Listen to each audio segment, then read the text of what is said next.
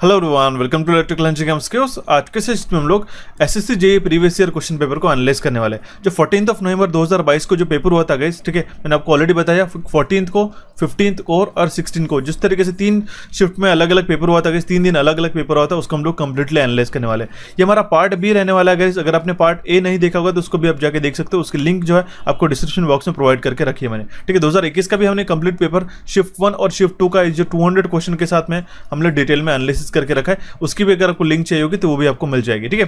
Previously हमने इस part A के अंदर फर्स्ट 50 क्वेश्चंस को अच्छी तरीके से डिस्कस किया है। अगर आपने ये पार्ट ए नहीं देखा होगा तो उसको जाके वॉच कर सकते हो गाइस। ये 14 नवंबर का ये पार्ट है, लेकिन हमने इसके अंदर फर्स्ट 50 क्वेश्चंस को अच्छी तरीके से डिटेल में डिस्कस किया। ये भी एक सेशन काफी इंपॉर्टेंट है। आज के सेशन में हम लोग क्वेश्चन नंबर, ठीक है, क्वेश्चन नंबर 51 से शुरुआत करने वाले हैं, सो दैट हम लोग कंप्लीटली 100 क्वेश्चन जो है आज के सेशन में कवर अप करेंगे। इसी के साथ आने वाले जो सेशन है 15 का और 16 का, वो भी हम लोग जल्दी से जल्दी कवर अप कर देंगे। ओके, तो स्टार्ट करते भी हमारे सेशन को और देखते भी हमारा सबसे पहला क्वेश्चन। देखिए, सबसे पहला क्वेश्चन क्या है, एक न्यूमेरिकल हमारे पास आ चुका है। An 8 kilowatt 4 pole 220 volt 50 hertz reluctance motor has a torque angle of 30 degree when operating under rated load conditions.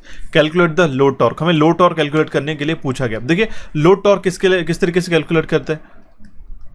T load which is equal to क्या हो जाएगा, P divide by omega S, ठीक है। W नहीं, omega S है। Omega S का क्या value कितना आता है, 4 pi F divide by P, ठीक है। 4 पाई डिवाइड बाय पी, ये जो होती है ये स्पीड होती है इन रेडियन पर सेकंड, ठीक है। यहाँ तक आपको क्लियर हुआ। पी जो होता है नंबर ऑफ पोल्स है, एफ जो है फ्रीक्वेंसी है, इस तरीके से, ठीक है। तो अब देखिए, नंबर ऑफ पोल्स कितने हैं हमारे पास में, नंबर ऑफ पोल्स है 4, ठीक है। पावर कितनी है हमारे पास में, पावर जो है हमारे पास में 8 किलोवाट की। तो सारे वैल्यू जो हम लोग इस फॉर्मूला में सब्स्टिट्यूट करते हैं तो हमारी ये वैल्यू जो है, इसका करेक्ट आंसर हमारा निकल के आएगा, ठीक है। पावर कितना है, ठीक है, वो है हमारे पास में 8 × 10⁻³ डिवाइडेड बाय ओमेगा एस की जगह हम लोग ये सारे वैल्यू सब्स्टिट्यूट कर देंगे, ठीक है। ओके, या फिर एक काम कर सकते हैं, इस ओमेगा एस को हम लोग सेपरेटली रीड्रॉ यहाँ पे निकाल लेते हैं, ठीक है। क्या हो जाएगा, 4 पाई × एफ। एफ का वैल्यू कितना है हमारे पास, फ्रीक्वेंसी 50 हर्ट्ज। हमेशा जो है फ्रीक्वेंसी देखा करिएगा, काफी कबार जो 60 हर्ट्ज भी दी जाती है, आप डायरेक्टली 50 को कंसीडर करके आंसर निकाल लेते हो, ठीक है। तो आपको क्लोजली ऑब्जर्व करना है क्वेश्चन को, किस तरीके से नंबर ऑफ पोल है 4, ठीक है। ये 4 से 4 कैंसिल हो जाएगा, ठीक है। यहाँ पे हमारे पास इसका वैल्यू कितना है, ठीक है, ओमेगा इसका जो वैल्यू निकल के आया यह है हमारे पास में 50 पाई, ठीक है। तो हम लोग यहाँ पे सब्स्टिट्यूट करते हैं 50 पाई, राइट। तो इसका जो वैल्यू निकल के आता है हमारा, ओके, ये आता है हमारे पास में 51 न्यूटन मीटर्स का, 51 न्यूटन मीटर्स। ऑप्शन डी इस क्वेश्चन का यहाँ पे करेक्ट आंसर आ जाएगा, ठीक है। सिंपल सा क्वेश्चन था, आपको अगर आपको फॉर्मूला पता है तो आपको इसमें कोई भी दिक्कत नहीं जाती थी, ठीक है। नेक्स्ट क्वेश्चन है हमारे पास में, which law is use to determine the economic size of conductor. काफी बार हमने देख चुका है, एक केल्विन्स लॉ होता है इकोनॉमिक साइज ऑफ कंडक्टर के लिए, ठीक है। ऑप्शन सी इसका करेक्ट आंसर आ जाता है, ठीक है। हमें किस तरीके से आपका जो कंडक्टर साइज है, ठीक है, ओके, किस तरीके से हमारे पास में एक ऑप्टिमल अगर हम लोग पॉइंट निकालना चाहते इकोनॉमिक साइज ऑफ कंडक्टर, वो हम लोग केल्विन लॉ के माध्यम से निकाल सकते हैं, ओके। ऑप्शन सी इस क्वेश्चन का करेक्ट आंसर आ जाता है।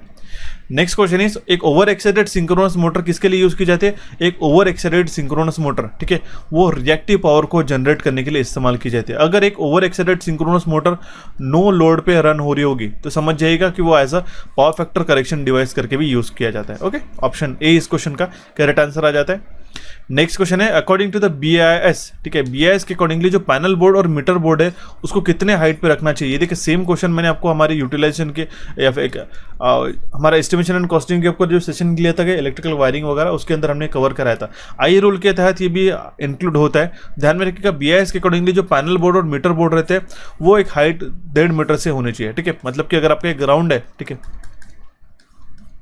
ठीक है, ये अगर आप यहाँ पे स्टैंड करें तो एक प्रॉपर 1.5 मीटर के हाइट से इसका मिनिमम लेवल होना चाहिए, ठीक है। तो ये आपको इसका जो करेक्ट आंसर आ जाएगा हमारा, वो है हमारे पास ऑप्शन बी 1.5 मीटर, ठीक है। जो पैनल बोर्ड और मीटर बोर्ड रहते हैं वो 1.5 मीटर के हाइट पे रखे जाते हैं। Option B will be the correct answer in this case, okay. Next question is, stringing chart represent a graph of dash, ठीक है। स्ट्रिंजिंग चार्ट क्या रहता है, ठीक है। स्ट्रिंजिंग चार्ट किसके लिए यूज किया जाता है ये भी आपको बताना चाहिए। ये हमें डेटा बताता है सैग, ठीक है, कितना सैग और कितना टेंशन जो हमें अलाउ करना है, ठीक है। स्ट्रिंजिंग चार्ट रिप्रेजेंट करता है graph of sag versus tension versus temperature, ठीक है। तो जो टेंशन रहेगा यहाँ पे रहेगा केज में, ठीक है, और यहाँ पे रहेगा सैग इन मीटर्स, ओके, और यहाँ पे रहेगा हमारे पास में टेम्परेचर, ठीक है। तो ये जो सैग वर्सेस टेम्परेचर का इस तरीके से ग्राफ आता है, स्ट्रिंजिंग चार्ट जो है ये हमें sag versus tension versus temperature ये तीनों भी चीजें बताता है। Option B will be the correct answer in this case. ठीक है, ये सैग को कैलकुलेशन करने के लिए इस्तेमाल करते हैं। सैग मतलब क्या होता है, दो अगर पोल्स है, ठीक है, तो इस तरीके से जो हमारे पास में जो एक कैटेनरी जैसा एक शेप बनता है, ठीक है, अगर हमने दो पोल पे एक कंडक्टर को हैंग कर दिया, ठीक है, तो इस तरीके से जो शेप बनता है, ठीक है, ये आपको सैग कहलाता है। ठीक है, इसी को हम लोग सैग कहते हैं बेसिकली। अगर हम लोग समर की बात करें, ठीक है, समर की बात करें तो ये कुछ लूज अप हो जाता है इस तरीके से। अगर हम लोग विंटर्स की बात करें ड्यू टू कोल्ड कंडीशन है हमारे पास इस तरीके से देखने को मिलता है। ठीक है, डिपेंड करता है उसका टेम्परेचर के ऊपर भी हमारा कंडक्टर का लेंथ। ठीक है, कैटेनरी जैसा जो फॉर्म होता है वो हम लोग उसको कहते हैं सैग। ठीक है, जो झुकाव इस तरीके से देखने को मिलता है दो पोल्स के बीच में कंडक्टर का, उसको हम लोग कहते हैं सैग। ऑप्शन बी इसका करेक्ट आंसर आ जाता है। Next question is which of the following motor is used in the application of biomedical instruments used for artificial heart pump। artificial heart pumping में इसमें से कौन सी मोटर इस्तेमाल की जाती है? BLDC मोटर उस वहाँ पे इस्तेमाल होती है। ठीक है, ध्यान में रखिएगा। ऑप्शन ए इस क्वेश्चन का करेक्ट आंसर आ जाता है। ठीक है, ब्रशलेस डीसी मोटर। ठीक है, ये इलेक्ट्रिकली कम्यूटेटेड डीसी मोटर रहते हैं जिसमें कोई भी ब्रशेस नहीं रहते, इसीलिए इसका नाम होता है ब्रशलेस डीसी मोटर, जो आर्टिफिशियल हार्ट पंपिंग में भी इस्तेमाल किया जाता है। ओके, ऑप्शन ए इस क्वेश्चन का करेक्ट आंसर आ जाता है। Next question is which one of the four option is true about electrical circuit shown below. ठीक है, यहाँ पे एक इलेक्ट्रिकल सर्किट बताया गया, इसमें से कौन सा स्टेटमेंट करेक्ट है यहाँ पे हमें पूछा गया। देखिएगा, reciprocity theorem can be applied यहाँ पे बताया गया। ठीक है, रेसिप्रोसिटी हम लोग थ्योरम यहाँ पे नहीं लगा पाएंगे।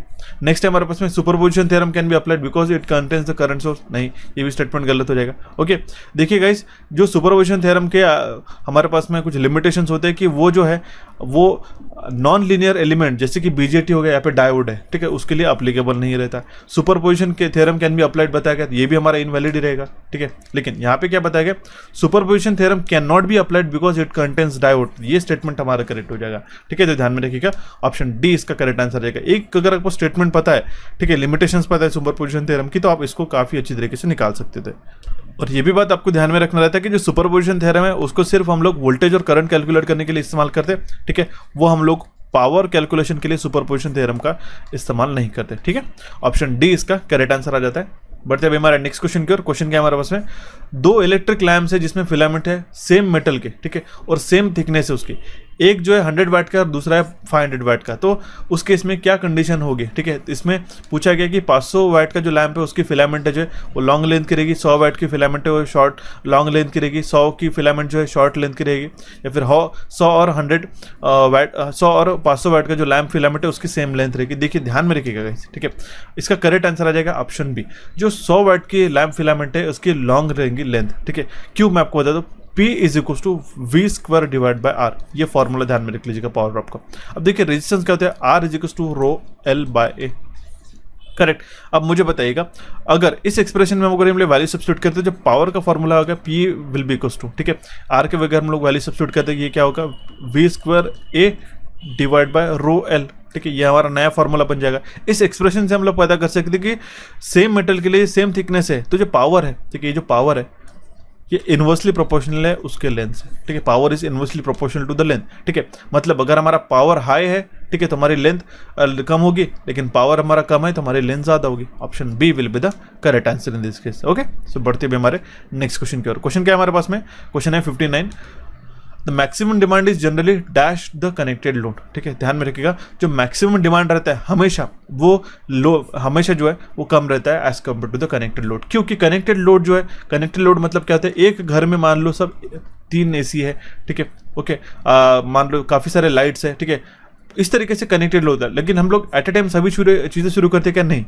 ओके, अगर हम लोग कंसिडर करें कैसे नंबर ऑफ हाउस होल्ड्स है, नंबर ऑफ घर है, ठीक है, नंबर ऑफ जो है घर है, ठीक है, इसमें अलग अलग इंडस्ट्रीज में उनके कनेक्टेड लोड है, तो जितना भी कनेक्टेड लोड रहता है वो ऑब्वियसली ज्यादा ही रहता है मैक्सिमम डिमांड से। ये बात ध्यान में रखिएगा। ओके, तो जो मैक्सिमम डिमांड है it is always less than the connected load. Okay, ध्यान में रखना होगा, option D will be the correct answer in this case. ठीक है, जो मैक्सिमम डिमांड है जनरली कम रहता है as compare to the connected load, इसलिए जो हमारा डिमांड फैक्टर जो है ना गाइज वो भी हमारा कम रहता है, क्योंकि डिमांड फैक्टर का रेशियो क्या बनता है, वो हमारा maximum demand upon connected load. ठीक है, इस तरीके से अगर हमारा मैक्सिमम डिमांड जो है, ठीक है, ये सर्टन एक्सटेंट पे है, तो हमारा कनेक्टेड लोड भी अगर हमारा इक्वल हो गया मैक्सिमम डिमांड के, इसलिए हमारे नियर टू एक हमारा 1 हो सकता है या फिर उससे कम। ठीक है, ये बात ध्यान में रखिएगा, ऑप्शन डी इसका करेक्ट आंसर हो जाता है।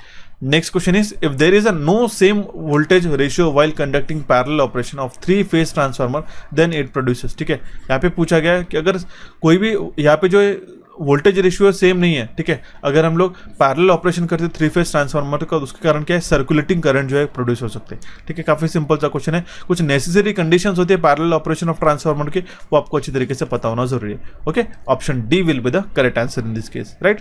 बढ़ते भी हमारे नेक्स्ट स्लाइड की ओर, और नेक्स्ट स्लाइड की ओर बढ़ने से पहले मैं आपको कुछ बताना चाहता हूँ गाइस, अगर आप एसएससी जेईई की तैयारी कर रहे हो, इस साल के जो पैटर्न चेंज हो चुका है सीबीटी 2 का, ठीक है, इसमें आपको थ्योरी ना, आपको रिटर्न ना होते हुए आपको डायरेक्टली एमसीक्यू बेस्ड है, तो आपको ये कोर्स जो है काफी यूजफुल रहेगा आपकी प्रिपरेशन के लिए। ये 0 to हीरो कोर्स है जिसके अंदर आपका कंप्लीट सिलेबस कवर्ड है, ठीक है, जो आपको सीबीटी 1 के लिए काम में आएगा, सीबीटी 2 के लिए भी काम में आएगा, ठीक है। इसके अंदर बेसिक कॉन्सेप्ट से लेकर बेसिक इलेक्ट्रॉनिक्स से सारे टॉपिक्स कवर्ड है, ठीक है। ये अभी ऑफर प्राइस के ऊपर चल रहा है, इस ऑफर कब तक रहेगा हम लोग नहीं बता पाएंगे, ठीक है। इसका कूपन कोड है SSC 50, आज ही ज्वाइन कीजिएगा। इलेक्ट्रिकल इंजीनियरिंग एमसीक्यूज का एप्लीकेशन को डाउनलोड करके सारी चीजें आपको जो लिंक है इसके डिस्क्रिप्शन बॉक्स में प्रोवाइड करके रखिए। और अगर आपको साथ ही साथ नॉन टेक्निकल के भी तैयारी करनी होगी तो आप DFCCL का कोर्स ज्वाइन कीजिएगा। DFCCL का कोर्स इसलिए रिकमेंड कर रहा हूँ क्योंकि इसके अंदर जो है mathematics, numerical ability, general science, general awareness, intelligence और रीजनिंग, ये तीनों भी टॉपिक जहाँ पे SSC में पूछे जाते हैं CBT 1 में, ठीक है, 100 क्वेश्चन या आपके यही से कवर अप हो जाएगा, ठीक है। इसका अगर हम लोग प्राइस की बात करते हैं तो गाइस ये सिर्फ 399 रुपीज़ में, मैं आपका बेनिफिट के लिए कह रहा हूँ, ठीक है, क्योंकि अगर SSC जेईई के लिए लॉन्च होता है तो सेपरेटली इस कोर्स का जो प्राइस है वो अराउंड 600 रुपीज़ तक जा सकता है, ठीक है। इसलिए आप इसको बेनिफिशियल रहेगा क्योंकि सेम कंटेंट के ऊपर सेम मेथोडोलॉजी से पढ़ा है जो कि आपको एसएससी के लिए काम में आएगा, ठीक है। तो उसको भी आप रेफर कर सकते हो। इसके अंदर हमने DFCCL का भी एडिशनल डेटा डाल के रखा है। ओके, तो ये आपको एसएससी जेईई के लिए CBT 1 और हमारे टेक्निकल का कोर्स है सुपर MCQ। ये सिर्फ क्वेश्चंस नहीं है, इसके अंदर theory plus questions plus numerical सारी चीजें पढ़ाई गई है। सिर्फ MCQ के नाम पे मत जाइएगा, सिर्फ हमने क्वेश्चन तो कवर कराई है लेकिन थ्योरी भी साथ साथ टेबल्स और चार्ट के माध्यम से हमने पढ़ा के रखे। इसका कूपन कोड SSC 50 ये ध्यान में रखिएगा। इसमें आता है DFCCL का जो कूपन कोड है ये हमारा सुपर 60, ठीक है, 60% ऑफ के साथ हमारा चल रहा है, ठीक है, काफी कम समय के लिए अवेलेबल है। ओके, साथ ही अगर आपके कोई महाट्रांस को या फिर पूरा टेक्निकल का अगर आपको पढ़ना चाहते हो, ठीक है, as per the SSC pattern या फिर पूरा कंप्लीट बेसिक टू एंड तक आपको पूरी थ्योरी पढ़नी होगी, क्वेश्चंस के साथ में, न्यूमेरिकल के साथ, कॉन्सेप्ट के साथ में, आप इलेक्ट्रिकल इंजीनियरिंग MCQ का अभी तक का सबसे बेस्ट कोर्स जो है महाट्रांसको का असिस्टेंट इंजीनियर इलेक्ट्रिकल के लिए, इसको आप ज्वाइन कर सकते हैं। इसके अंदर थ्योरी भी कवर अप हो जाएगी और MCQs भी कवर अप होगी, ठीक है। इसकी जो वैलिडिटी है 14 मंथ्स की है, ठीक है, 2 मंथ्स मैंने ऑलरेडी एक्स्ट्रा आपको दे के रखे। इसका जो कूपन कोड है ये हमारा महा 50 और इसका जो प्राइस आपको आफ्टर कूपन कोड रहेगा सिर्फ ये आपको 999 रुपीज़ में आपको ज्वाइन कर पाओगे पूरे साल भर के लिए, चाहे जितने भी बार आप इसको देख सको, ठीक है। ये हिंदी में एक्सप्लेन है और इंग्लिश में लिखा हुआ है, तो उसकी भी आपको बिल्कुल चिंता नहीं करनी है। इसका भी एप्लीकेशन जो है इलेक्ट्रिकल इंजीनियरिंग MCQ के ऊपर आपको मिल जाएगा, ठीक है। साथ ही अगर आपको मराठी का प्रिपरेशन करना है अपकमिंग एग्जामिनेशन के लिए तो भी वो कोर्सेज अवेलेबल है। पूरे कोर्सेज जो है पूरे साल भर के लिए हम लोग उसको प्रोवाइड करते हैं, ठीक है। नेक्स्ट है हमारे पास में क्वांटिटेटिव एप्टीट्यूड का, ये सभी के पास होना चाहिए क्वांटिटेटिव एप्टीट्यूड का, कि उसके अंदर सारी चीजें कवर करके रखिए। TCS के एग्जाम हो चाहे वो IBPS के, इंक्लूडिंग डेटा इंटरप्रिटेशन के साथ ये हमने कोर्स को लॉन्च किया है और पूरा कंप्लीटेड कोर्स अवेलेबल है। आप इसको जाके देख सकते हो। एनिमेटेड के माध्यम से, एनिमेटेड वे से आपको ये पढ़ाया, ठीक है, अच्छी तरीके से आपको समझ में आएगा। 500+ क्वेश्चन आपके इसमें कवर अप हो जाएंगे मिनिमम, ठीक है। काफी ज्यादा क्वेश्चन है हालांकि, लेकिन एक आपको रफ आपको रेंज बता दिया। ओके, और अगर आप महाट्रांसको के एग्जामिनेशन के लिए तैयारी करो या फिर IBPS बेस्ड कोई भी टेक्निकल एग्जामिनेशन की तैयारी कर रहे होगे तो रीजनिंग आपको आना जरूरी है। इसके अंदर बेसिक टू एडवांस लेवल के सारे पजल, सिटिंग अरेंजमेंट, DI के सारे जो क्वेश्चंस है हमने यहाँ पे कवर करके रखे, जो काफी आपको हेल्पफुल रहेंगे, ठीक है। ये बात आपको ध्यान में रखनी होगी, काफी इंपॉर्टेंट है गाइस। 1 by 1 जो है अच्छी तरीके से आपको प्रिपरेशन करना होगा। ओके, सो बढ़ते भी हमारे नेक्स्ट स्लाइड की और अभी हम लोग हमारे क्वेश्चन को कैरी फॉरवर्ड करते और कंटिन्यू करते हैं। ओके, जो दोनों लिंक्स है गाइस, जो दोनों भी लिंक्स आपको डिस्क्रिप्शन बॉक्स में मिल जाएगी। अगर आप आईफोन यूज कर रहे हैं, iOS डिवाइसेस के लिए अगर आपको एप्लीकेशन की लिंक चाहिए होगी तो वो भी हमारे पास अवेलेबल है, या फिर डायरेक्टली जो आप डिस्क्रिप्शन बॉक्स में लिंक देके आप उसको ज्वाइन कर सकते। दोनों भी आप technical as well as non technical का एप्लीकेशन डाउनलोड कीजिएगा, काफी ज्यादा हेल्पफुल रहेगी आपके एग्जामिनेशन के लिए, राइट। सो देखिए अभी हमारा नेक्स्ट क्वेश्चन गाइस, क्वेश्चन क्या है हमारा, क्वेश्चन नंबर है 61। If the hydroelectric power plant rating is 200 MVA and it is currently supplied only 120 MVA, एक हाइड्रोइलेक्ट्रिक पावर प्लांट की रेटिंग है 200 MVA अवेलेबल है लेकिन वो सिर्फ सप्लाई कर रहा है 120 MVA, तो हमें हॉट रिजर्व की वैल्यू पूछी गई है, ठीक है। तो हॉट रिजर्व कितना होगा, 80 MVA, ठीक है, काफी सिंपल है, ठीक है। हॉट रिजर्व मतलब क्या होता है, हॉट रिजर्व इज व्हाट, जो प्लांट की कैपेसिटी होती है उसमें से अगर हम लोग डिमांड कैपेसिटी को माइनस कर लेते हैं, ठीक है, तो हम लोग प्लांट की हॉट रिजर्व जो है हम लोग निकाल सकते हैं। काफी सिंपल सा क्वेश्चन था guys, option B will be the correct answer in this case. लेकिन यहाँ पे जो है काफी कबार स्टूडेंट जो अगर पता नहीं होता तो 200 + 120 320 भी कर सकते हैं, ठीक है, या फिर 200 भी लिख सकते हैं। आपको ऑप्शन जो है कंफ्यूजिंग से रहते हैं। अभी आपको बेसिक लग रहा है क्योंकि हमने पढ़ा दिया, लेकिन अगर आप एग्जामिनेशन टाइम रहते हो तो इसी तरीके से छोटे छोटे क्वेश्चन में भी आपकी सिली मिस्टेक्स हमें देखने को मिलती है, राइट। सो बढ़ते भी हमारे नेक्स्ट स्लाइड की ओर और देखते हैं हमारा नेक्स्ट क्वेश्चन क्या है। क्वेश्चन क्या है हमारे पास में, consider the following statement about EMF method of finding the voltage regulation and select the most appropriate option. हमें कुछ 4 स्टेटमेंट बताए गए, उसमें बताया गया EMF method of finding the voltage regulation. Voltage regulation पता करने के लिए जो ईएमएफ मेथड होता है ना, उसके बारे में बताया गया है, उसमें से अप्रोप्रिएट ऑप्शन हमें चूज करना है। देखिएगा, सबसे पहले हमारे पास में both open and short circuit data are essential for applying this method, correct है। ईएमएफ मेथड के लिए हमारे पास में ओपन और शॉर्ट सर्किट डेटा की रिक्वायरमेंट है, ये स्टेटमेंट करेक्ट हो जाएगा। नेक्स्ट है हमारे पास में largest value of synchronous impedance obtain from the largest short circuit current is considered, नहीं ये नहीं होता है। प्रैक्टिकल मशीन के अंदर जो वैल्यू रहती है सिंक्रोनस इंपीडेंस की वो कांस्टेंट रहती है, नहीं ये भी नहीं है। और जो वोल्टेज रेगुलेशन है कैलकुलेट किया जाता है ईएमएफ मेथड से, ये हाई रहता है as compare to the actual value of regulation, ये भी स्टेटमेंट करेक्ट है। तो हमारा करेक्ट स्टेटमेंट क्या होगा, option A and D will be the true. Okay, option A will be the correct answer in this case, ठीक है। सो बढ़ते हैं अभी हमारे नेक्स्ट स्लाइड की ओर। और एक चीज बताना चाहता हूँ, काफी सारे एस्पिरेंट्स हमारे इलेक्ट्रिकल इंजीनियरिंग एमसीक्यूज को अभी तक सब्सक्राइब नहीं है, ठीक है। अराउंड 47% जो एस्पिरेंट्स है हमने कल नोटिस किया कि वो अनसब्सक्राइब्ड है, जो रेगुलरली वॉच करते थे। तो अगर आप रेगुलर कंटेंट वॉच करते हो और अगर आप सेशन में सारा कंटेंट हमारा पसंद आ रहा है तो डेफिनेटली सब्सक्राइब कीजिएगा और नोटिफिकेशन बेल पे क्लिक करके ऑल पे क्लिक कीजिएगा, सो दैट आपको हर एक नोटिफिकेशन आपको अच्छी तरीके से मिल सके, ठीक है।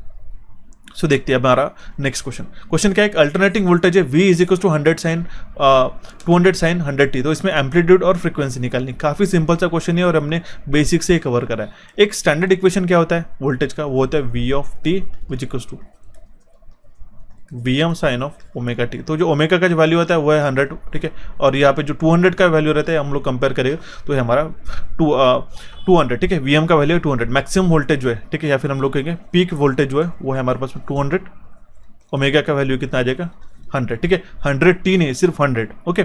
तो जो एवरेज वैल्यू पूछी गई है, ठीक है, एम्पलीट्यूड और फ्रीक्वेंसी, तो लेकिन यहाँ पे एवरेज वैल्यू पूछी गई है तो ये क्या हो जाता है, वी एवरेज का फॉर्मूला आपको पता होना चाहिए, वो क्या होता है ट्वाइस Vm बाय पाई, ठीक है। तो 2 इंटू Vm का वैल्यू कितना है 200 डिवाइड बाय पाई 3.14, इसका वैल्यू निकल के आता है 127.4 वोल्ट, ठीक है। सीधा सीधा हमारे पास में दो ऑप्शन में, ठीक है, एक ही ऑप्शन में गिवन है तो ऑप्शन बी इसका करेक्ट आंसर हो जाएगा। लेकिन आपको फ्रीक्वेंसी भी पता करना आना चाहिए, ठीक है। फ्रीक्वेंसी क्या होता है, देखिए ओमेगा का वैल्यू कितना होता है, omega is equal to 2 pi F होता है, ठीक है। अगर ओमेगा का वैल्यू बताया 100, ठीक है, 2 पाई इंटू एफ अगर निकालना होगा तो हम लोग 2 पाई को क्या करेंगे, इसके नीचे लेके जाएंगे, ठीक है। तो हमारा जो फ्रीक्वेंसी का वैल्यू निकल के आएगा, जो क्या आएगा हमारे पास में 15.9 hertz. Option B will be the correct answer in this case, okay.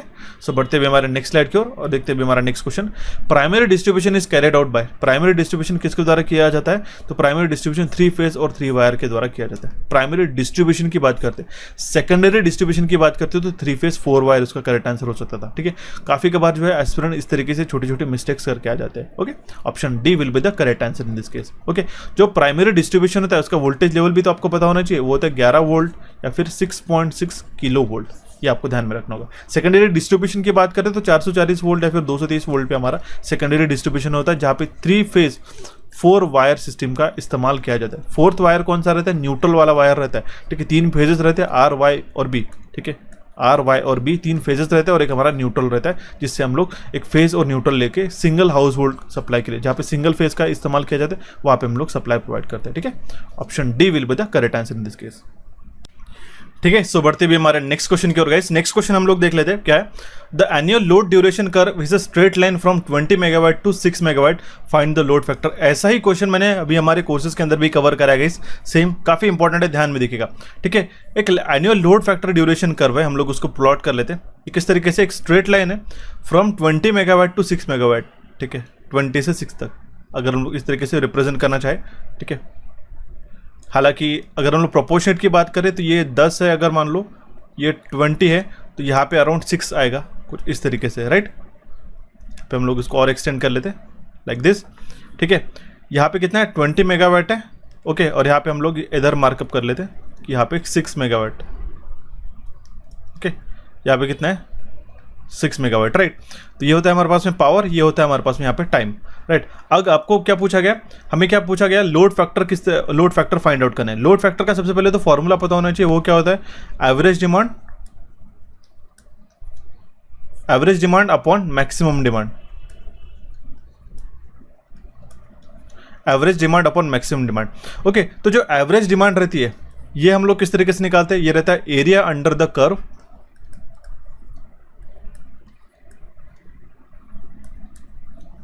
Area under curve divide by total time,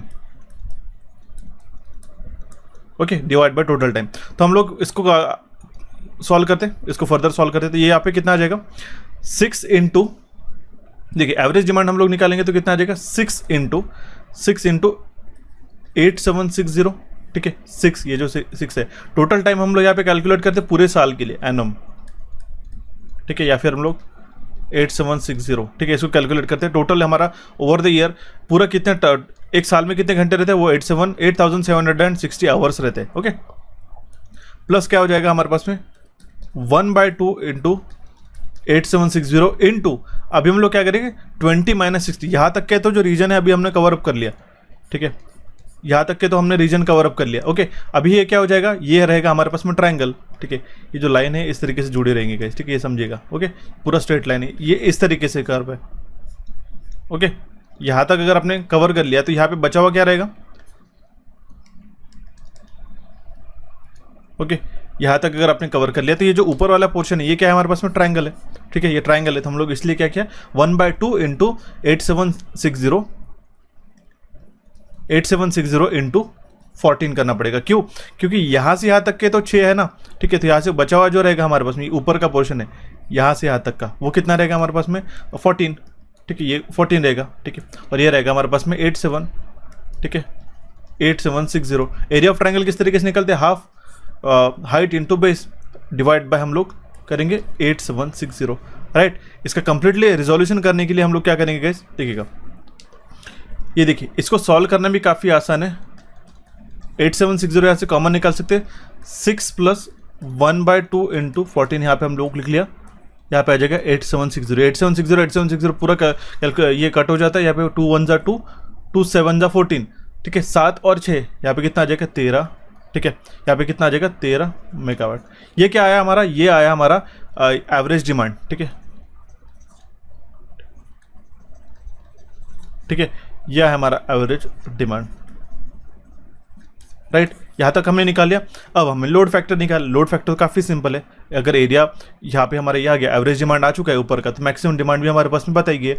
बताई कहाँ पे गई है, यहाँ पे लिखा गई नहीं गया, लेकिन अगर आपको बताया गया है कि मैक्सिमम लोड हम लोग कहाँ पे कंज्यूम कर रहे हैं वो 20 मेगावाट का है, ठीक है, 20 मेगावाट है, तो हमारा जो मैक्सिमम डिमांड रहेगा, ठीक है, वो कितना रहेगा 20 मेगावाट का, राइट। तो जो लोड फैक्टर हमारा निकल के आएगा, ये आएगा किस तरीके से 13 divided by 20 which is equal to 0.65, okay.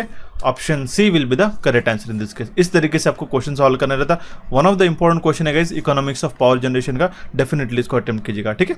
So बढ़ते हुए हमारे नेक्स्ट स्लाइड की ओर और देखते हुए हमारा नेक्स्ट क्वेश्चन। क्वेश्चन क्या कर रहा है, इफ द सप्लाई वोल्टेज, ठीक है, क्वेश्चन में क्या बताया गया, अगर हमारा सप्लाई वोल्टेज 160 वोल्ट का है, यहाँ पे 160 वोल्ट है, ओके, और जो value of power dissipated in the 10 ohm resistor, यहाँ पे देखिए 10 ओम रजिस्टेंस यहाँ पे है, मैं हाईलाइट कर देता हूँ, ठीक है, यहाँ पे हमारे पास में 15 ओम, यहाँ पे हमारे पास 4 ओम और यहाँ पे हमारे पास में 6 ओम, राइट। अभी हमें क्या पूछा गया, value of power dissipated in the 10 ohm resistor will be what. सबसे पहले तो गाइस, ठीक है, ये हमें कैलकुलेट करना पड़ेगा इसके अक्रॉस का वोल्टेज। यहाँ से यहाँ तक अगर हमने वोल्टेज को कैलकुलेट कर लिया, यहाँ से यहाँ तक अगर हमने वोल्टेज कैलकुलेट कर लिया, तो इस 10 ओम्स के अक्रॉस का जो हमारा पावर ड्रॉप है हम लोग आसानी से निकाल सकते हैं। वो किस तरीके से निकालेंगे, P will be equal to V² divide by R। एक तो I² इंटू R, देखिए दो अलग अलग मेथोडोलॉजीज है, लेकिन हम लोग इस मेथड को यूज़ करके सॉल्व करेंगे। काफ़ी सिंपल है, ध्यान में रखिएगा, ठीक है। यहाँ पे क्या होगा हमारा P is equal to V² divide by R, right. तो हमारे पास इस 15 और 10 और 15 ओम्स के रेजिस्टेंस को हम लोग पहले तो इक्विवेलेंट निकाल लेते। क्यों, क्योंकि इसके कारण क्या है, हमारे पास में डायरेक्टली वोल्टेज ड्रॉप जो है उसके अक्रॉस का वोल्टेज कितना है वो हम लोग निकाल पाएंगे, ठीक है। तो वो कितना हो जाएगा 10 × 15 upon 10 + 50 will be equal to 25। ये 2 आ जाएगा, ये 5 और ये आ जाएगा 3, ठीक है। तो हमारे पास में 2 3 कितना 6 ओम, या हमारा R इक्विवेलेंट, ठीक है। तो हमने क्या किया, इसके जगह एक हमारा R इक्विवेलेंट निकाल लिया। अब उस R इक्विवेलेंट के अक्रॉस में हम लोग वोल्टेज निकालेंगे, ठीक है। मान लो यहाँ पे अगर हमने ये R इक्विवेलेंट एक टेम्पररी यहाँ पे निकाल लिया, ठीक है, इसके अक्रॉस का, दैट मीन्स इन दोनों का इक्विवेलेंट निकाल के यहाँ पे हमने निकाल लिया 6 ओम का। इसके अक्रॉस का वोल्टेज कितना रहेगा गाइस, ठीक है, वो रहेगा 6 डिवाइडेड बाय कितना, यहाँ पे 6 ओम का रेजिस्टेंस है और 4 वोल्टेज ड्रॉप कितना रहेगा, वोल्टेज ड्रॉप आपको 6 ओम कितना रहेगा 6 डिवाइड बाय ये 6 + 4 + हमारा 6 कितना आ जाएगा, सीरीज में है तो टोटल कितना बनेगा इसका 16 मल्टीप्लाइड बाय 160, ठीक है। तो ये कितना आ जाएगा, ये आ जाएगा 6 × 10 will be equal to 60 volt. ठीक है, ये वोल्टेज ड्रॉप क्रिएट हुआ, इसके अक्रॉस में जो वोल्टेज ड्रॉप क्रिएट हुआ गाइस, ठीक है, ये आया हमारे पास 60 वोल्ट। ठीक है, अगर हमारे पास वोल्टेज ड्रॉप निकल गया हमारे पास, या फिर हम लोग कहेंगे इसके अक्रॉस का वोल्टेज निकल गया जो कि हमारे पास आया 60 वोल्ट, तो हम लोग आसानी से पावर निकाल पाएंगे। Power will be equal to कितना आ जाएगा, 60 का square divide by R. R किसका अक्रॉस के निकालना है, 10 ओम्स का अक्रॉस में, तो 10 आ जाएगा। ठीक है, आसानी से निकाल सकते हैं 60 × 60 डिवाइड बाय 10, 10 से आ जाएगा 6 जा 30 60 360 वाट इसका करेक्ट आंसर आ जाएगा, जो कि हमारे पास ऑप्शन डी में गिवन है। ठीक है, आई होप आपको ये क्वेश्चन समझ में आएगा, काफी सिंपल सा क्वेश्चन था, सिंपल अप्रोच से भी हमने इसको सॉल्व किया। ओके, बढ़ते हुए हमारे नेक्स्ट क्वेश्चन की, और क्वेश्चन है हमारा 67, Which of the following statement does not come under the advantages of stationary armature in the alternator? इसमें से कौन सा जो स्टेटमेंट है कवर नहीं होता है advantages of stationary armature in alternator. तो देखिए हम लोग सबसे पहला ऑप्शन पढ़ते हैं, stator winding is subjected to the centrifugal force. ठीक है, नॉट ट्रू बोला गया, यहाँ पे क्या बोला गया, which of the statement does not come under the advantages of stationary armature in the alternator. ठीक है, आर्मेचर स्टेशनरी होगा, ठीक है, और रोटर जो है वो मूविंग होगा। ठीक है, यहाँ पे कौन सा उसके अंदर इंक्लूड नहीं होता है, ऐसा यहाँ पे बोला गया कि वो एडवांटेज नहीं है, तो ये कौन सा है, हमारा ऑप्शन ए ही करेक्ट हो जाएगा। Stator winding is subjected to a centrifugal force. ठीक है, इसमें से स्टेटमेंट करेक्ट है क्या, नहीं, या फिर हम लोग कहेंगे कि ये एडवांटेज है क्या, नहीं।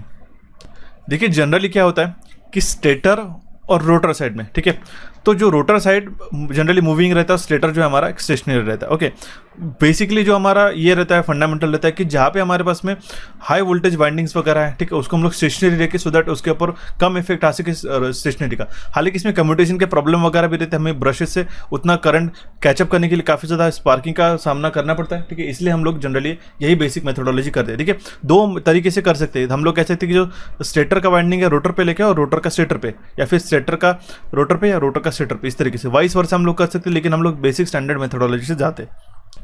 इसका ये भी फायदा होता है कि अगर हमारा आर्मेचर जो है वो स्टेशनरी है, ठीक है, अल्टरनेटर, देखिए अल्टरनेटर की बात कर रहे हैं हम लोग, अल्टरनेटर की बात करें जो कि जनरेट करता है, ठीक है, अल्टरनेटर की बात कर रहे हैं जो कि जनरेट करता है, तो आर्मेचर कंडक्टर्स कहाँ पे रहेगी, स्टेटर में रहेगी, ध्यान में रखिएगा। तो यहाँ से क्या होगा, हम लोग फिक्स्ड लाइन से सप्लाई आउटपुट हम लोग ले पाएंगे। ठीक है, स्टेशनरी होने के कारण। अब देखिए आर्मेचर स्टेशनरी है अल्टरनेटर में, ओके, और फील्ड कहाँ पे रहती है, फील्ड रहती है हमारे रोटर के ऊपर। ठीक है, अरे अल्टरनेटर की बात करो, ध्यान रखिए, कंफ्यूज मत होना है। ओके, इस केस में क्या होता है कि हम लोग करंट को जो आउटपुट करंट को डायरेक्टली फिक्स टर्मिनल से निकाल पाएंगे। ठीक है, इसलिए जो आर्मेचर है, ओके, बिना स्लिप के, रिंग के, ब्रशेस के डायरेक्टली हम लोग करंट निकाल पाते हैं, और यहाँ पे स्पार्किंग भी कंप्लीटली अवॉइड हो जाएगी। ठीक है, वही अगर हम लोग इसको, ठीक है, आर्मेचर को यहाँ पे लेके आए तो यहाँ पे स्पार्किंग का काफ़ी ज़्यादा एक फिनोमेना हो सकता है, इसीलिए ये हम लोग मेथोडोलॉजी करते हैं। इसी को देखिए क्वेश्चन का कॉन्सेप्ट काफ़ी सिमिलर है, सेम है, आपने पढ़ा भी रखा है, लेकिन पूछने का तरीका आप देख लीजिएगा इसके ऊपर। इसलिए मैं कह रहा हूँ, इस स्टार्टिंग में हमने कहा कि इसका पहले पैटर्न जान लो कि किस तरीके से क्वेश्चन घुमा फिरा के आपको पूछ रहा है, राइट। सो बढ़ते हुए हमारे नेक्स्ट स्लाइड की ओर देखते हैं, हमारा नेक्स्ट क्वेश्चन क्या पूछ रहा है, Which of the following losses increases due to the improper lubrication? Improper lubrication के कारण हमारे फ्रिक्शन लॉसेस बढ़ जाते हैं। ठीक है, copper losses, windage losses, iron losses नहीं होगा, फ्रिक्शनल, ठीक है, जो घर्षण के कारण जो द्वारा लॉसेस क्रिएट होते हैं वो हमारे इंक्रीज हो जाते हैं अगर हमारा लुब्रिकेशन नहीं। तो लुब्रिकेशन में हम लोग ऑयल और ग्रीजिंग करते हैं प्रॉपरली, सो दैट जो है वो लुब्रिकेशन जो बियरिंग जो है वो स्मूथली रन कर पाए। सिंपल सा कॉन्सेप्ट था। नेक्स्ट क्वेश्चन है, The quantity that describes the light giving radiant power of a luminaire in any particular direction it is called as, उसको हम लोग कहते हैं luminous intensity। Very very important question, मैं कहूँगा इस स्टेटमेंट को आप लिख के रखो। ठीक है, जरूर इंपॉर्टेंट है। ठीक है, luminous intensity क्या है, ठीक है, I phi बाय ओमेगा, ध्यान में रखिएगा। ये जो phi है ये हमारे पास फ्लक्सेस है गाइस, ठीक है, ये हमारे फ्लक्सेस है, और ओमेगा है जो हमारा सॉलिड एंगल है। ओके, I जो होती है हमारे luminous इंटेंसिटी, यही हमें बताती है the light giving radiant power luminaire, light giving radiant power in a luminaire. Luminaire मतलब कोई भी आपका लाइट हो गया कोई भी पर्टिकुलर डायरेक्शन में, उसी को हम लोग कहते हैं ल्यूमिनस इंटेंसिटी। उसकी इंटेंसिटी होगी, ये हमारा मेजर है, जो पावर इमिट होती है लाइट सोर्स के द्वारा एक पर्टिकुलर डायरेक्शन में पर सॉलिड एंगल, उसी को हम लोग कहते हैं ल्यूमिनस इंटेंसिटी। ध्यान में रखिएगा, option C will be the correct answer in this case. Okay, next question है हमारे पास में, हिस्टेरिसिस लॉसेस किसके ऊपर डिपेंड करता है, यहाँ पे पूछा गया।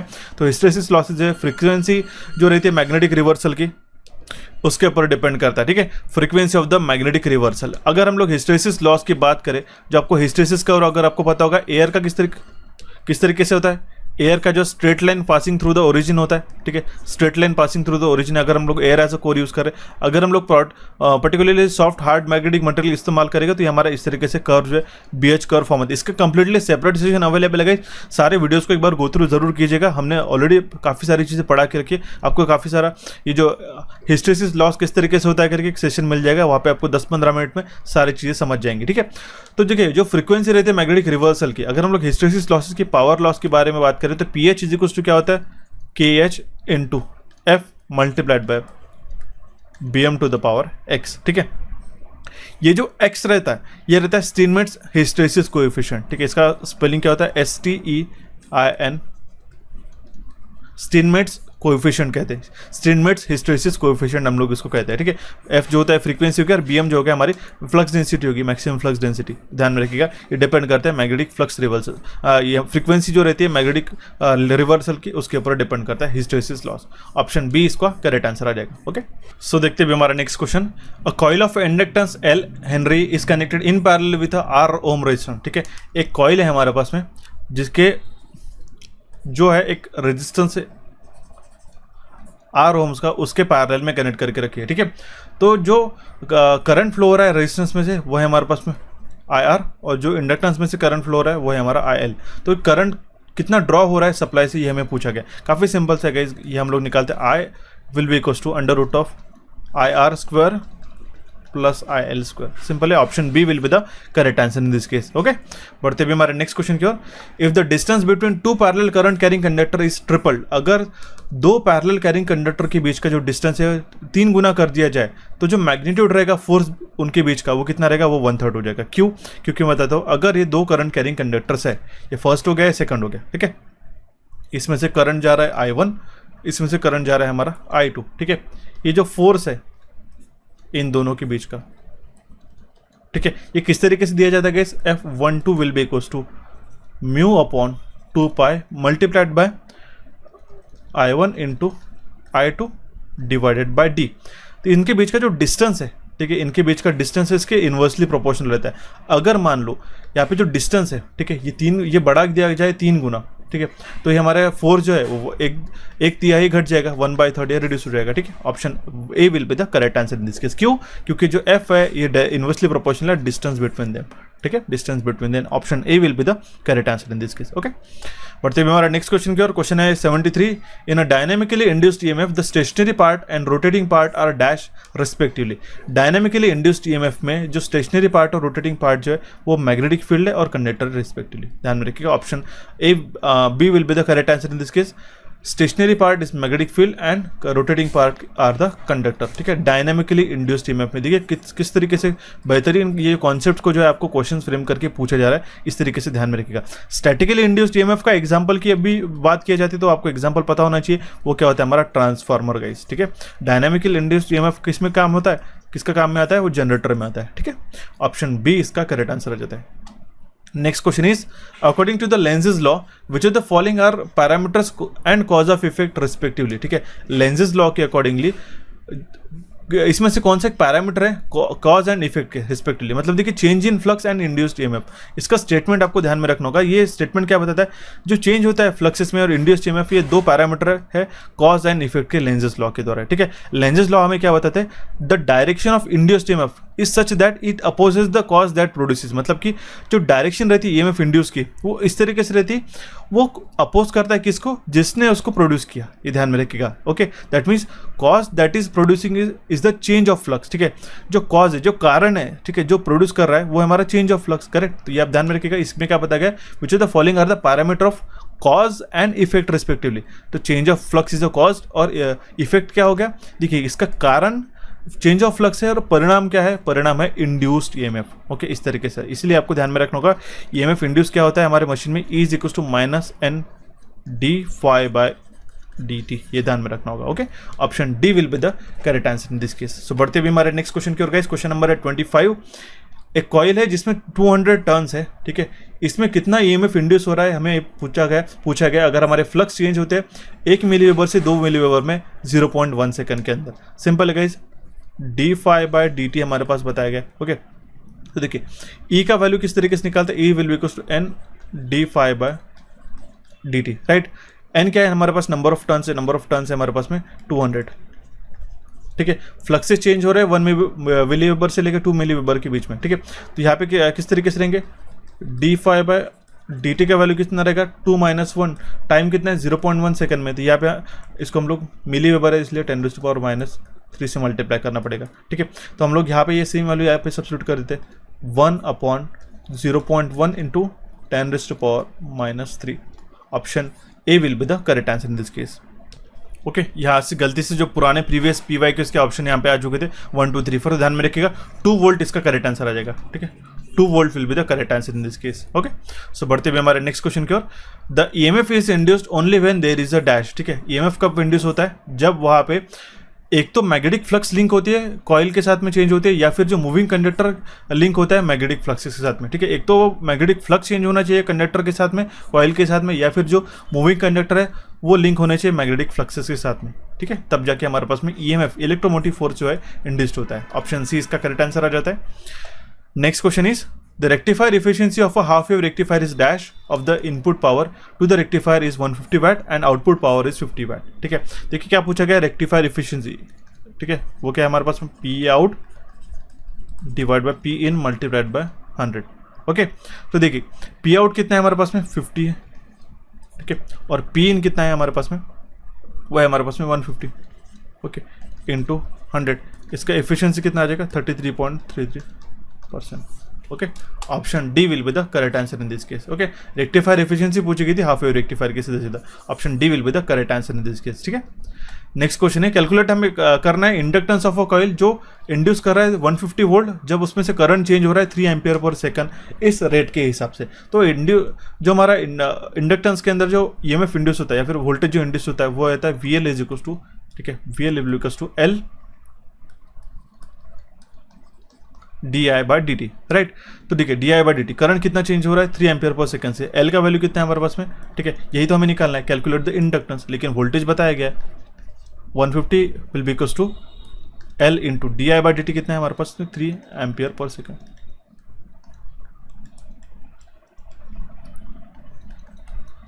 Right.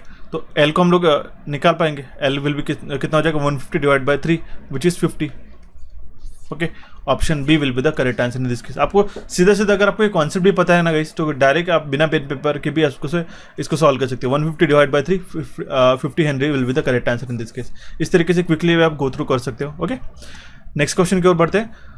The earnest money of unsuccessful tender is refunded to the tenderers as soon as possible after, ठीक है। जो अर्नेस्ट मनी रहते हैं अनसक्सेसफुल टेंडर्स का, वो रिफंड कर दिया जाता है टेंडरर्स को as soon as possible after disposal of tender. जिस तरीके से टेंडर डिस्पोज हो जाता है एक फाइनल, ठीक है, उसके बाद में जो अर्नेस्ट मनी रहता है, ठीक है, अनसक्सेसफुल टेंडर्स का, वो रिफंड कर दिया जाता है टेंडर्स को, ठीक है। Option C will be the correct answer in this case. Next question is the dual network of the figure shown below consist of, ठीक है। अब देखिए इसका सेम आगे से सेम क्वेश्चन आपको पूछा गया था प्रीवियसली भी, तो देखिए काफ़ी सिंपल है। यही शिफ्ट के अंदर जो हमारा पार्ट है था गाइस, उसमें अब क्वेश्चन जाके चेक कीजिएगा, उसमें हालांकि वैल्यूज अलग है, सेम क्वेश्चन नहीं है, वैल्यूज इसके अलग अलग है, ठीक है। सेम शिफ्ट में 2 क्वेश्चन एज इट इज पूछे गए थे ड्यूअलिटी के ऊपर, ठीक है। अब देखिए इस केस में वोल्टेज जो है ये हो जाएगा हमारे पास में करंट सोर्स बन जाएगा, ठीक है। यहाँ पे जो वोल्टेज सोर्स है 10 वोल्ट है, इसलिए 10 एम्पियर हो जाएगा करंट सोर्स। 3 हेनरी का इंडक्टेंस है, इंडक्टेंस क्या हो जाता है, ठीक है, ये हमारा कैपेसिटर में कन्वर्ट हो जाएगा, यहाँ पे पैरेलल में रहेगा 3 फैरेड का, ओके। और यहाँ पे जो कैपेसिटेंस है ये इंडक्टेंस में कन्वर्ट हो जाएगा, ठीक है। 2 फैरेड का है तो ये 2 हेनरी हो जाएगा, ठीक है। ये क्या हो जाएगा इसका करेक्ट आंसर ऑप्शन बी। एक करंट सोर्स रहेगा 10 एम्पियर का, ठीक है, जिसमें एक इंडक्टर रहेगा 2 हेनरी का और कैपेसिटर रहेगा 3 फैरेड का। काफी सिंपल सा क्वेश्चन था, option B will be the correct answer in this case. Okay, पढ़ते हुए हमारे नेक्स्ट क्वेश्चन की ओर। Which of the following statement is and are true regarding the AC distribution system and DC distribution system. ये तीनों भी statement को मैं स्प्लिट करके आपको दिखा देता हूँ, देखिएगा अब आपको पढ़ने में आसानी होगी। क्या बोला गया है पहला statement, in a DC distribution system the voltage drop is due to resistance only, ठीक है। जब हमें पहला बताया गया कि जो DC डिस्ट्रीब्यूशन सिस्टम में जो वोल्टेज ड्रॉप होता है वो सिर्फ रेजिस्टेंस के द्वारा ही होता है, करेक्ट है। AC डिस्ट्रीब्यूशन सिस्टम में जो वोल्टेज ड्रॉप होता है it is due to resistance only, लेकिन गलत है, ठीक है। AC डिस्ट्रीब्यूशन सिस्टम में जो वोल्टेज ड्रॉप होता है वो हमारे रेजिस्टेंस के कारण तो होता ही होता है, लेकिन हमारे इंडक्टेंस के कारण भी होता है, ठीक है। ये बात ध्यान में रखिएगा, इसलिए हमारा ये पहला तो स्टेटमेंट करेक्ट है, सेकंड इनकरेक्ट है, है। एसी डिस्ट्रीब्यूशन सिस्टम में जो effect of inductance is always neglected, नहीं गाइज, यही तो कंसिडर किया जाता है, निग्लेक्टेड बोला गया बट इट इज कंसिडर्ड। तो हमारा सिर्फ पहला ही स्टेटमेंट करेक्ट है, ऑप्शन ए इसका करेक्ट आंसर आ जाता है। ठीक है, बढ़ते हुए हमारे नेक्स्ट क्वेश्चन की ओर। Along the line of straight current carrying a conductor the magnetic field at any point is, ठीक है, along a line of straight carrying conductor the magnetic field at any point is a zero। Simple सा question था, option B will be the correct answer in this case. ठीक है, statement ही था magnetic field due to the current carrying conductor.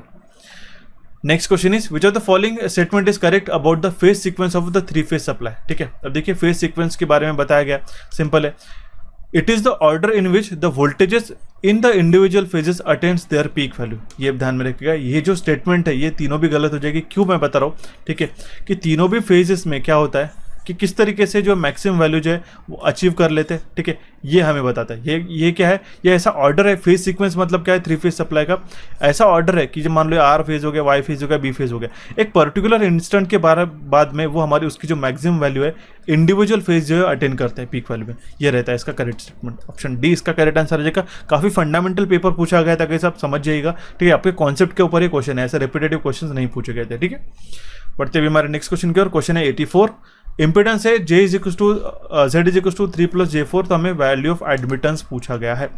Admittance मतलब होता है Y, 1/Z का ही वैल्यू पूछा गया, सिंपल है, 1/3 + J4। अब देखिए इसको सॉल्व करने के लिए हमें ऊपर और नीचे 3 - J4 से मल्टीप्लाई करना पड़ेगा, 3 - J4, राइट, तब जाके इस J को जो है हम लोग इसको एडजस्ट कर पाएंगे। ठीक है, तो क्या होगा, 3 - J4 डिवाइडेड बाय, ठीक है, यहाँ पे कितना आ जाएगा, 3² + 4²। ठीक है, 3² आ जाएगा हमारा 9 और 4² आ जाएगा 16। ठीक है, इसमें आ जाएगा 25। ठीक है, 3 - J4 डिवाइडेड बाय 25। ओके, इसको अगर आप कंप्लीटली सॉल्व करते तो हमारे पास जो आंसर निकल के आएगा वो आएगा 0.12 J 0.16 - J 0.16। ठीक है, सो बढ़ते हैं हमारे नेक्स्ट क्वेश्चन की ओर। क्वेश्चन है हमारे पास में the power rating of a electric kettle is design for.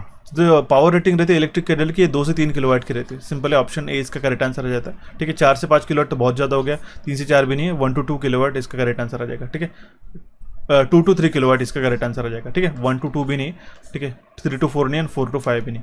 Okay, ध्यान में रखिएगा, जो पावर रेटिंग रहता है अराउंड उसका जो टेम्परेचर वैल्यूज भी आपको पता होना जरूरी रहता है। Okay, option A will be the correct answer in this case. Next question is, एक कांस्टेंट लोड करंट है 230 volt single phase energy metre का है, वो 20 एम्पियर्स का है। The constant current for 230 volt single phase energy metre is 20 ampere, unity power factor पे work कर रहा है। अगर हमारा मीटर का डिस्क जो है वो 2300 रिवोल्यूशन कर रहा है हर 2 घंटे में, तो मीटर कांस्टेंट कितना होगा। ये क्वेश्चन तो आप ध्यान में रख लीजिएगा, इस साल भी पूछा जाएगा, ये काफी इंपॉर्टेंट क्वेश्चन है, हर एक एग्जामिनेशन बनता है। अगर मीटर जो है वो 2300 रिवोल्यूशन कर रहा है, जो मीटर है वो 2300 बार घूम रहा है, ठीक है, हर 2 घंटे में, तो मीटर कांस्टेंट कितना रहेगा। देखिए उसका फॉर्मूला आप नोट डाउन करके रख लीजिएगा, मैं बताता हूँ ये क्या होता है। Meter constant will be equal to number of revolution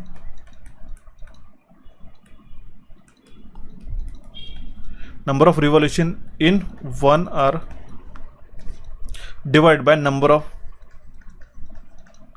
kilowatt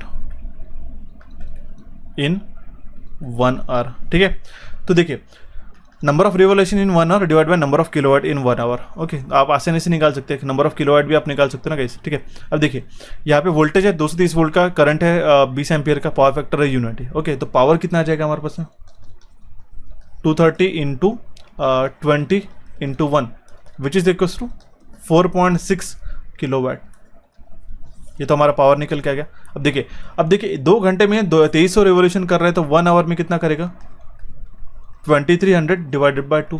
ठीक है, यह आ जाएगा 1150, राइट, 1150।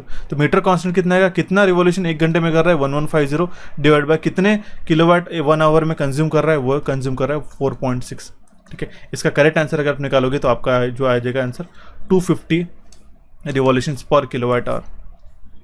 ओके, तो इसका करेक्ट आंसर निकल गया था 250 रिवॉल्यूशंस पर किलोवाट आवर। ऑप्शन बी इसका करेक्ट आंसर था, यहाँ पे गलती से 0.25 हो गया था, तो आप इस बात को समझिएगा। ठीक है, हमारा आंसर करेक्ट आ गया, वो काफी मायने रखता है। ओके, सो बढ़ते हुए हमारे नेक्स्ट क्वेश्चन की ओर। क्वेश्चन क्या है हमारे पास में, comparative statement is an important document to evaluate offers received against an equity.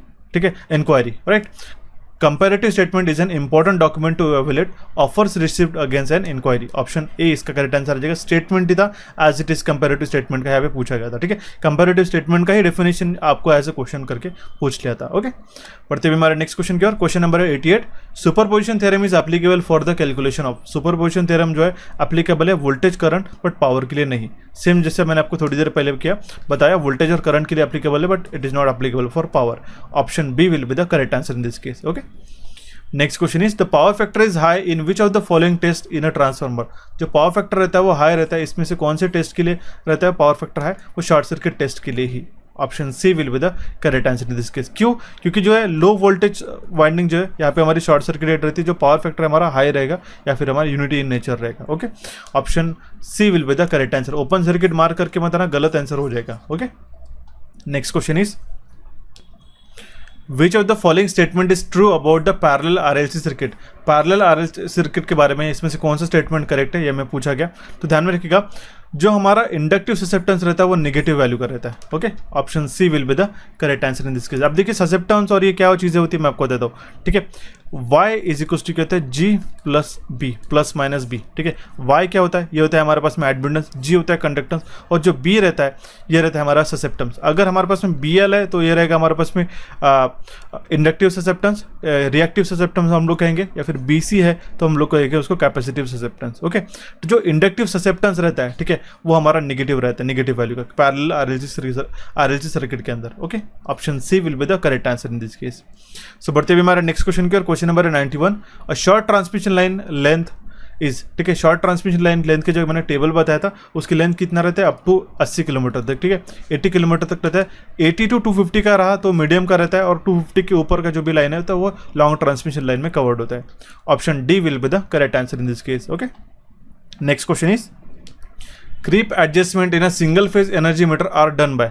Creeping को किस तरीके से अवॉइड कर दिया जाता है? देखिए कभी कभार क्या होता है, नो वोल्टेज या फिर हम लोग कहेंगे नो लोड कंडीशन में भी जो है हमारा डिस्क जो है रोटेट होना शुरू होता है। उसको अवॉइड करने के लिए दो इक्विडिस्टेंट होल्स किए जाते हैं, ठीक है। It providing two holes diametrically opposite in a rotating disc. इस तरीके से दो होल्स किए जाते हैं सो दैट क्रिपिंग फिनोमेना जो है हमारे डिस्क जो है वो रोटेट होते नहीं रहती, सो दैट हमारा जो काउंटर है वो बिल ना आ सके। हालांकि काफ़ी पुरानी हो चुकी है ये टेक्नोलॉजी, स्टिल अभी भी हमारे पास क्वेश्चन पूछे जा रहे हैं, okay. Next question is transistor when working in a saturation region acts as. देखिए ट्रांजिस्टर अगर हम लोग सैचुरेशन रीजन में वर्क कर रहे हैं तो कैसे क्लोज्ड स्विच करके वर्क करता है, और कट ऑफ रीजन में वो एज अ ओपन स्विच करके वर्क करता है, एम्पलीफायर नहीं। ध्यान में रखिएगा, इसका भी टेबल मैंने बेसिक इलेक्ट्रॉनिक्स में आपको पढ़ा के रखा है गाइस। उसमें आपको जो है चार मेजरली मोड ऑफ ऑपरेशन जो है आपको पता होना चाहिए। एक तो कट ऑफ रहता है, सैचुरेशन रहता है, रिवर्स रहता है, रिवर्स एक्टिव रहता है, और एक तो एक्टिव रहता है। जब वो एक्टिव कंडीशन में रहता है तब वो एज अ एम्पलीफायर करके वो वर्क करता है, ये बात आपको ध्यान में रखना होगा, ओके।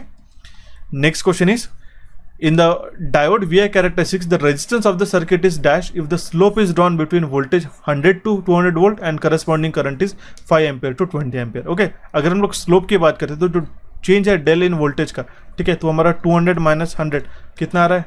100 वोल्ट का, ओके। करंट का जो चेंज आ रहा है, ठीक है, डेल आई का, ठीक है, वो आ रहा है 20 minus 5 which is equal to वो कितना बनेगा हमारे पास में 15 एम्पियर का, ओके। तो जो रेजिस्टेंस है वो कितना रहेगा? 100 डिवाइड बाय 15, ओके। 100 डिवाइड बाय 15 का वैल्यू कितना बनेगा? 6.66 ohm. Option D will be the correct answer in this case, okay. So देखते हैं हमारा next question, which of the following statement is a not correct about a sinusoidal wave. एक sinusoidal wave form के बारे में इसमें से कौन सा स्टेटमेंट जो है इनकरेक्ट है, ठीक है, ये ऐसा हमें पूछा गया। तो देखिएगा इस करेक्ट आंसर आ जाएगा ऑप्शन है, time period is the number of cycles पर सेकंड। टाइम पीरियड उसको हम लोग कहते हैं क्या? नहीं, उसको हम लोग कहते हैं फ्रीक्वेंसी का। Option A will be the correct answer in this case. Frequency जो रहती है वो रेसिप्रोकल रहती है टाइम पीरियड की, ये तो हमें पता है। F is inversely proportional to time, या फिर T is inversely proportional to the F, ठीक है, सिंपल है। पीक वोल्टेज जो रहता है हमारा दूसरा नाम है एम्पलीट्यूड का। RMS वैल्यू जो है 0.77 टाइम्स रहती है पीक वैल्यू की, ये भी हमारा स्टेटमेंट करेक्ट आ जाएगा। Option A will be the incorrect statement. Next question is tenders are ordinarily invited on a tender form prescribed for a purpose. If any alternation is to be made, it should be done after taking prior sanction of the। अगर देखिए tender जो है initially वो provide कर दी जाते हैं, अगर उसमें चेंजेस करने होंगे, बदलाव करने होंगे, तो उसके लिए हमें किससे सहमति लेनी रहती है? सैंक्शन लेना रहता है, कंपिटेंट अथॉरिटी जो है उनसे सैंक्शन लेने रहेंगे, ठीक है। ऑब्वियसली बात है, अगर आपने पर्टिकुलर चीज़ों का टेंडर दे के रखा है, ठीक है, किसी को, ओके, तो उसमें अगर आपको अल्टरेशन करने होगी तो आपको प्रॉपर सैंक्शन लेना जरूरी रहता है। ऑप्शन डी इसका करेक्ट आंसर आ जाता है, ठीक है।